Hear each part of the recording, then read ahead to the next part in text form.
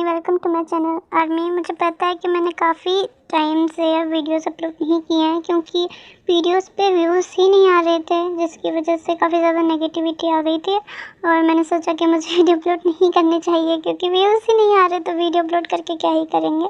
इसलिए मैं थोड़ा गुस्से में थी। हाँ, सच में थोड़ा गुस्से में भी थी और काफ़ी ज़्यादा नेगेटिव थॉट्स मेरे माइंड में आ रहे थे, इसके लिए भी तो मैंने वीडियो अपलोड नहीं किया। और फिर मैंने सोचा कि जो लोग वीडियो नहीं देखते हैं वो लोग तो नहीं देखते हैं, अब जो लोग देखते हैं उनके लिए तो मुझे वीडियोस बनानी ही चाहिए। तो मैं वीडियो बना रही हूँ and I am so sorry. मुझे पता है कि ये गलत था, मुझे रियलाइज़ हो गया है कि ये गलत है। मुझे वीडियो अपलोड करनी चाहिए उन लोगों के लिए जो लोग वीडियो देखते हैं। थैंक यू सो मच मुझे सपोर्ट करने के लिए, मेरी वीडियोस को देखने के लिए और पसंद करने के लिए। थैंक यू और अपने प्यारे प्यारे कमेंट देने के लिए भी थैंक यू। चलिए वीडियो को स्टार्ट करते हैं। और हाँ, एक और बात, क्योंकि मैंने बहुत टाइम से वीडियो अपलोड नहीं किया है तो किसी को पिछला पार्ट याद नहीं है तो वो जाके पिछला पार्ट एक बार देख ले ताकि उसे याद आ जाए कि स्टोरी कहाँ थी। ओके, तो चलिए वीडियो को स्टार्ट करते हैं।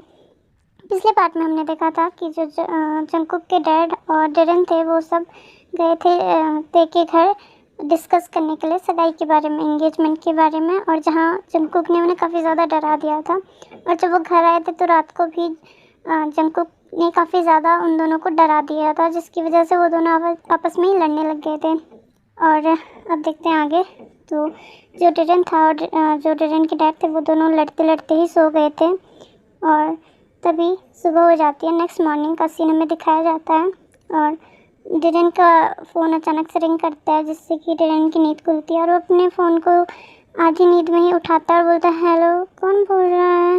तभी दूसरी तरफ से आवाज़ आती है, हेलो डेरन, सुनो, मैंने ना कुछ रिंग्स सेलेक्ट की हैं तो मैं चाहता हूँ कि तुम मेरे साथ आओ और रिंग को देखो कि कौन सी रिंग तुम्हें पसंद आती है। तभी डेरन कहता है, हाँ, कौन है, क्या बकवास कर रहा है, मैं क्यों तुम्हारे साथ रिंग सेलेक्ट करूँ। तभी दूसरी तरफ से आवाज़ आती है, डेरन तुम सो रहे हो। तभी डेरन को होश आता है, तो उठता है, पूरी तरीके से बोलता है हाँ, हेलो दे, हाँ मैं थोड़ा नींद में था इसलिए मैंने ये बोला। तो ते कहता है सॉरी मैंने तुम्हें डिस्टर्ब कर दिया। डेरन कहता है नहीं बिल्कुल नहीं, अब बोलो तुम क्या कह रहे थे। ते कहता है वो मैंने कुछ रिंग्स देखी हैं तो मैं चाहता हूँ कि हाँ तुम रिंग्स सेलेक्ट करने में मेरी मदद करो। डेरन कहता है अच्छा तो तुम कॉलेज आ जाओ, हम दोनों वहीं रिंग सेलेक्ट कर देंगे। ते कहता है नहीं, मैं आज कॉलेज नहीं आ रहा हूँ ना, तो क्या तुम मेरे घर आ सकते हो। डेरन कहता है तुम्हारे घर। ते कहता है मेरे घर। जो डेरन था वो अचानक से अपने बगल में देखता है, उसके फादर भी अब उठ चुके थे, उसके डैड, और वो भी उसकी तरफ देख रहे थे और वो इस सारे में कहते हैं तुम्हें जाना चाहिए। वो ऐसा बोलते हैं कि तुम्हें जाना चाहिए एंड लास्ट टाइम एक बार चले जाओ, एक बार एंगेजमेंट हो जाएगी तो फिर तो सारा मसला ही हल है, ठीक है। फिर तुम्हें वहाँ वैसे भी जाने की ज़रूरत नहीं है, शादी वादी तो हॉल में ही, मतलब किसी होटल में ही होगी, वैसा मतलब उसको इशारे से सब बोल रहे होते हैं। और दूसरी तरफ जो हमारा ते था वो बैठा हुआ था जंगकुक के गोद में आराम से, और जंगकुक उसके जो चेस्ट था उस पर अपना हाथ फिरा रहा था, जिससे कि ते को बहुत ज़्यादा मतलब अजीब फील हो रहा था, होता ना कि रोमांटिक फील हो रहा था, हॉट फील हो रहा था। तो वो मतलब जंगकुक का हाथ छुड़ाने की कोशिश करता है, अपने चेस्ट से हटाने की कोशिश कर रहा होता है। वो वैसे ही डेरन से बात भी कर रहा होता है। डेरन कहता है ते सुनो। ते कहता है बोलो। डेरन कहता है ठीक है मैं आ जाऊँगा, कब आना है। ते कहता है अभी आ जाओ। डेरन कहता है ठीक है मैं आता हूँ। ऐसा बोल के वो कॉल कट कर देता है। दूसरी तरफ ते बोलता है जंगकुक क्या है ये सब, ऐसा करते हैं क्या, कॉल पे बात कर रहा था ना मैं। जंगकुक कहता तो क्या हो गया, तुम मेरे बेबी हो, मैं तुम्हें ऐसे परेशान भी नहीं करूँ। ते कहता ठीक है तुम कर सकते हो, तुम कुछ भी कर सकते हो। ते कहता जंगकुक कहता मैं कुछ भी कर सकता हूँ। ऐसा बोल के वो उसके जो नेक पे किस करने लगता है। तो ते कहता तुम फिर से स्टार्ट हो गए। जंगकुक कहता तुमने तो कहा मैं कुछ भी कर सकता हूँ। ते कहता है हाँ अभी खाना खा लो, ठीक है, फिर कुछ भी कर सकते हो। ते कहता है जंगकुक कहता खाना ही तो खा रहा हूँ मैं। ते कहता कहाँ खा रहे हो खाना? जंकुक कहता है तुम ही तो मेरा खाना हो ना। ते कहता है हाँ तुम कितने बेशर्म हो जंकुक। जंकुक कहता है तुम्हारे लिए। ते कहता है ओके तुम भी ना, चलो खाना खाते हैं। जंकुक कहता है खा ही तो रहा हूँ, मुझे खाने तो दो। ऐसा बोल के वो उसके नेक पे फिर से किस करने लगता है और ते फिर से उसका मतलब उससे छूटने की कोशिश कर रहा था, लेकिन जो जंकुक था वो उसे और ज़्यादा टाइटली अपने पास मतलब टाइटली पकड़ता है और उसको अपनी तरफ पुश कर रहा होता है और बहुत ज़्यादा मतलब ही किस करने लगता है उसको ते को। जिसके बाद ते उससे डांटते हुए कहता है मैंने कहा ना छोड़ो मुझे, अब खाना खाने के लिए चलो। जिनको कहता है खा ही तो रहा हूँ मैं, तुम मुझे खाने भी नहीं दे रहे हो अच्छे से, चलो मुझे खाना चुपचाप खाना खाने दो। ते कहता जिनको तुम सच में बेशर्म हो। जिनको कहता तुम्हारे लिए तुम बहुत ज़्यादा बेशर्म हो। ते कहता है हाँ चलो खाना खाते हैं। ऐसा बोल के वो फटाफट से मतलब उठ जाता है जंकुक की गोद से और किचन की तरफ चले जाता है। जिनको कहता है हाँ कितना बुरा है ये मुझे अच्छे से प्यार भी नहीं करने देता खुद को। हाँ बुरा, बहुत बुरा है, बहुत बुरा। तुम सच में बहुत बुरे होते। ते कहता है मैं सच में बहुत बुरा हूँ, चलो चुपचाप खाना खाने के लिए आ जाओ। और वो चला जाता है, जंकुक चला जाता है डाइनिंग टेबल पर बैठने के लिए और ते भी वहाँ खाना लेकर के आ जाता है और वो दोनों खाना खाने लगते हैं। और खाना खाते हुए ही जंकुक कहता है ये खाना कितना टेस्टी है, और मुझे ये बताओ कि तुम क्या प्लान बना रहे हो जो तुमने अभी उस डेरन के बच्चे को यहाँ बुलाया है। ठीक है कोई प्लान नहीं है, वो तुम जान जाओगे कि मैंने क्यों बुलाया और मैं क्या करने वाला हूँ, और मैं पहले से ही तुमसे सॉरी बोलता हूँ। ठीक है जिनको कहता है सॉरी किस बात का। ठीक है मैं जो करने वाला हूँ और जो तुम सुनने वाले हो सबके लिए सॉरी पहले से ही। ठीक है मैं हमेशा तुम्हारे साथ हूँ। जिनको कहता है कुछ बुरा होने वाला है। तो कहता है नहीं अच्छा होगा, ठीक है चलो खाना खाओ। ते जो जिनको जो था वो ये सुन के कन्फ्यूज हो जाता है, पर वो कुछ पूछता नहीं है क्योंकि उसे पता है कि ते उसे बता ही देगा या फिर उसके सामने ही होगा जो होगा, तो इसलिए वो भी चुपचाप खाना खाने लगता है। कुछ ही देर बाद टिरन भी वहाँ पहुँच जाता है और तभी डोरबेल भी नॉक करता है। वो डोरबेल बजाता है और उसके बाद जो ते था वो डोर ओपन करता है और टिरन उसे देखते बोलता है ओ ते बेबी मैं स्वीटी, और उसको फटाफट से हक कर लेता है। ते थोड़ा अनकंफर्टेबल फील करता है बट वो कुछ कहता नहीं है। और दूसरी तरफ जो हमारा जंकुक था वो गुस्से से ये सब देख रहा था एकदम अपनी आइज से, जैसे कि तो अभी वो मार ही देगा डेरन को। डेरन कहता है मैं तुम्हें बहुत मिस किया मैं स्वीटी। ते कहता है मैंने भी चलो अंदर चलते हैं। और डेरन और ते अंदर आते हैं और दोनों ही काउच में बैठ जाते हैं और ते उसे रिंग्स दिखाने लगता है और बोलता है कि ये वाली देखो, ये वाली तुम्हें पसंद है, ये वाली वैसा बोल रहा होता है। और डेरन जो सिर्फ ते की तरफ देख रहा होता है और वो अचानक से ते का हाथ पकड़कर बोलता है मुझे लगता है कि हमें अपने रिश्ते को आगे बढ़ाना चाहिए, हमें इसमें थोड़ा एक कदम आगे बढ़ना चाहिए।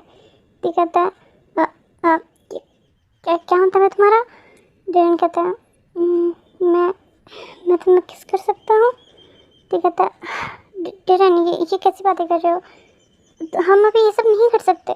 डेरन कहता है मैं कुछ और करने की क्या बात कर रहा हूँ, मैं तो बस किस की बात कर रहा हूँ। और वो किस करने के लिए आगे बढ़ता है ते को किस करने के लिए, और ते थोड़ी पीछे की तरफ हो रहा होता है लेकिन डेरन और ज़्यादा आगे आ रहा होता है। तभी ते का कॉल मतलब फ़ोन रिंग करता है और ते फटाफट से फ़ोन की तरफ बढ़ता है और वहाँ पे डेरन उसे किस नहीं कर पाता। ये सब जंकुक देख रहा था और वो तो मतलब गुस्से से आग बबूला हुआ जा रहा था। ठीक है और तभी ते कॉल उठाता है और कॉल को स्पीकर पर रखकर बोलते हैं हेलो अंकल कैसे हैं आप।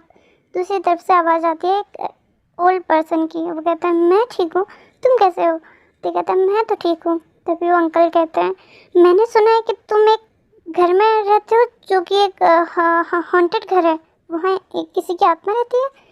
तो कहता है हाँ ऐसा कुछ भी नहीं है अंकल, यहाँ किसी की आत्मा नहीं रहती है, और आपको पता है ना मैं ये सब में बिलीव नहीं करता हूँ। उसके अंकल कहते हैं तुम मुझे बता सकते हो, और उस घर पे मुझे भी लगता है कि कोई आत्मा है वरना कोई भी वहाँ नहीं रहता है, तुम्हें पता है ना, और तुम्हें पता है कि मैं एक प्रीस्ट हूँ तो मैं किसी भी आत्मा को आसानी से भगा सकता हूँ। तो कहता है हाँ मुझे नहीं ज़रूरत है अंकल, सच में यहाँ कोई नहीं रहता, अगर यहाँ कोई रहता तो मैं अभी तक यहाँ रह पाता क्या। ठीक है। तो उसके अंकल कहते हैं देखो बेटा, एक बार घर को मैं देख लूँ तो क्या ही हो जाएगा, मैं उस आत्मा को सच में भगा दूंगा। तुम्हें तो पता है ना कि मैंने कितनी सारी आत्माओं को भगाया है और कितने सारे लोगों को मुक्त किया है। जो आत्माएं किसी इंसान को डराती है, मैं उन आत्माओं को वहाँ से मुक्त कराता हूँ और उन इंसानों को भी उन आत्माओं से मुक्त करा देता हूँ। तो ते कहता है मुझे कोई आत्मा नहीं डराती अंकल, ठीक है, और ये घर हॉन्टेड नहीं है, आप भी ना। तो अंकल कहते हैं ठीक है, अब तुम्हें कोई ऐसा पर्सन मिले जिसके पीछे भूत पड़ा हो तो तुम मुझे बता सकते हो। तो कहता है ठीक है, मैं ज़रूर बता दूंगा। ऐसा बोल के वो कॉल कट कर देता है और फिर वो डेरेन की तरफ देखता है, बोलता है मेरे अंकल प्रीस्ट हैं और वो सोचते हैं कि इस घर में भूत है, बल्कि मुझे तो लगता ही नहीं है। हाँ, और पता है तुम्हें वो कितने सारे भूतों को भगा चुके हैं। ये सुन के जो हमारा डेरेन था ना, वो दिल में सोचता है हाँ, ये सही मौका है कि मुझे इनसे बात करनी चाहिए, हाँ मुझे इनसे बात करनी चाहिए, वैसे सोचता है। और वो कहता है अच्छा ठीक है। कुछ ही देर बाद वो रिंग सेलेक्ट कर लेता है और वो बोलता है क्या तुम मुझे अपने अंकल का नंबर दे सकते हो। तो ते कहता है क्यों। डेरेन कहता है मुझे कुछ काम था। ते कहता है अच्छा ठीक है मैं देता हूँ, और वो शांति से उनका नंबर दे देता है उन्हें, बिना मतलब ज़्यादा कुछ क्वेश्चन किए बिना ही।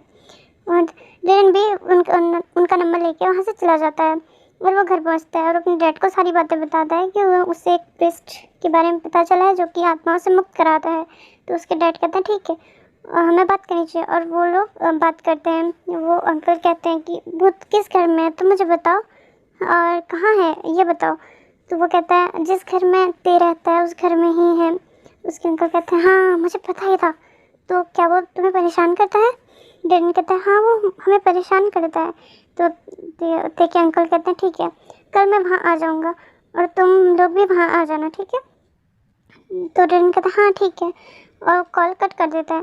दूसरे दिन नेक्स्ट मॉर्निंग का सीन दिखाया जाता है जहाँ डेरेन और डेरेन के जो फादर थे वो फटाफट से उसके घर पहुँच गए होते हैं, ठीक है। और ते कहता है डेरेन के फादर से आप यहाँ, और डेरेन तुम भी, मतलब आप दोनों यहाँ क्या कर रहे हैं। डेरेन कहता है देखो ते तुम्हें यकीन होना हो पर यहाँ जंगू की आत्मा रहती है, मैं तुम्हारे अंकल को तुम्हारे अंकल यहाँ आने वाले हैं इस घर को देखने। तो कहता है हाँ यहाँ कोई आत्मा नहीं रहती है डेरेन। डेरेन कहता है प्लीज़ मेरी बात मानो, क्या तुम मेरी थोड़ी सी हेल्प नहीं कर सकते। तो कहता है हाँ ठीक है, मैं तुम्हारी हेल्प ज़रूर करूँगा, चलो आ जाओ अंदर। और उसके बाद वो लोग अंदर चले जाते हैं और वहाँ कुछ देर बाद वहाँ जंकू ते के डैड मतलब अंकल भी आ जाते हैं। और वो कहते हैं हाँ, वो जैसे घर के अंदर आते हैं वो कहते हैं यहाँ तो भूत है, मुझे फील हो रहा है कि यहाँ नेगेटिव एनर्जी है, ठीक है हमें इस हॉल में ही सब करना होगा। जो डेरेन के डैड थे वो कहते हैं हाँ ठीक है जल्दी कीजिए। और तभी वो जो अंकल थे उनके वो एक मतलब वाटर से एक गोला बनाते हैं और बोलते हैं कि डेरेन के डैड से कि आप इस गोले के अंदर आ जाइए। और वो दोनों उस गोले के अंदर आ जाते हैं और वो दोनों वहाँ पे बैठ जाते हैं क्योंकि उसके अंकल ऐसा ही बोलते हैं। और उसके अंकल खुद भी वहाँ पे बैठ जाते हैं, बोलते हैं ठीक है तो आप बताइए कि वो आत्मा आपको परेशान क्यों करती है, आखिर आपने उस आत्मा का बिगाड़ा क्या है, सच बताइए वरना वो आत्मा आपको छोड़ेगी नहीं। तो डेरेन के डैड कहते हैं वो एक्चुअली हमने उस आत्मा को बहुत परेशान किया था जब वो छोटे थे, वो और बड़े होने के बाद भी हम उसे बहुत ज़्यादा टॉर्चर करते थे। तो डेरेन के जो ये था वो कहता है क्या, लेकिन डेरेन तुमने तो कहा था कि जंकुक तुम्हें परेशान करता है। तो टेकी अंकल कहते हैं क्या तुम चुप नहीं रह सकते, अभी चुपचाप रहो, बाद में जो क्वेश्चन करना है कर लेना।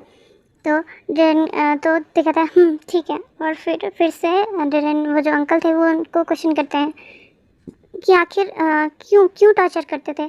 तो जो उसके डैड थे डेरेन के डैड वो सब बताते हैं कि मतलब फोर्स मैरिज एंड और जो भी था।